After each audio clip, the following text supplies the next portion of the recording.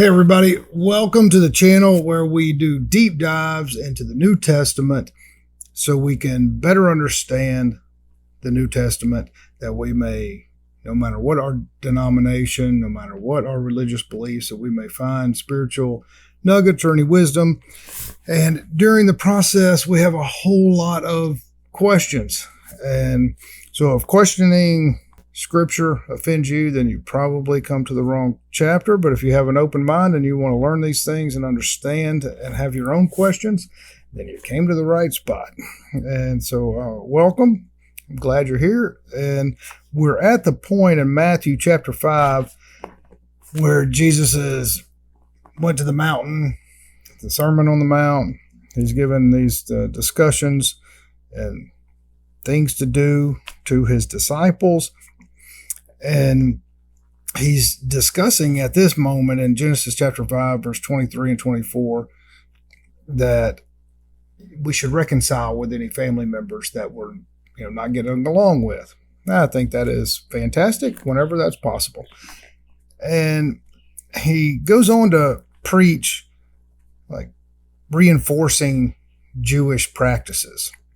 And I think that's interesting because this is or at least what I've been taught in Catholic and Baptist and other denominations and Sunday school, that Jesus is transforming the old Jewish practices. He's making a whole new covenant, if you will.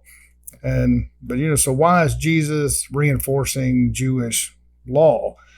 And it's pretty simple. He's a Jew. He is a Jew. I don't know why that still perplexes people.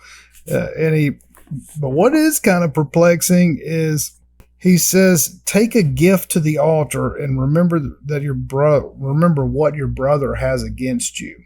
So basically just take something to the altar and then pray upon, reflect on what he has against you, and see if there's any way to come to some type of amends. And so praying and meditating and reflecting and connecting, like, that's all great, and billions of people practice that, and including us here in our Sunday practice. But what gets me is to the question is the gift to the altar. What is that and why? And to me, this is Jesus. Clearly he's propping up clergy with gifts. So is Jesus here? It makes me think that there's some sort of scribal prophets or the authorities in the existing church that you're getting permission to go to the altar through a tax. It seems that way. And that's clearly what he's saying. So it's kind of odd. It makes me think that his words were doctored. And number 4, my fourth question, or getting at, is chapter 5, verse 24. Leave your gift before the altar and then go. So you're leaving whatever to go and to reconcile with your brother. Reconciling with your brother, wonderful. But you have to pay the priest to go to the altar. Why is there no instruction on this common problem many of us have with reconciliation with a friend or family member who refuses to reconcile? Like, that's a pretty common issue. So if Jesus is giving us a rule to, hey, go reconcile with your family member, but then what if they refuse? So then are we disobeying Jesus because they refuse? There's no explanation for that. So if you can't reconcile with your brother, does that break Jesus's demand? And what does that mean? What are the ramifications for that?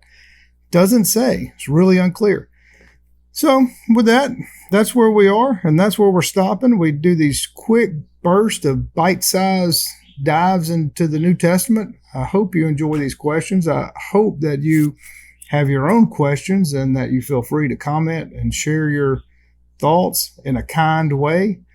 And if you have an interest in delving into the other tools that the Infinite has given us, like critical thinking, examining ourselves, practicing becoming self-aware, and all the myriad topics that go along with that. You can find all of those at the Mystics of Texas.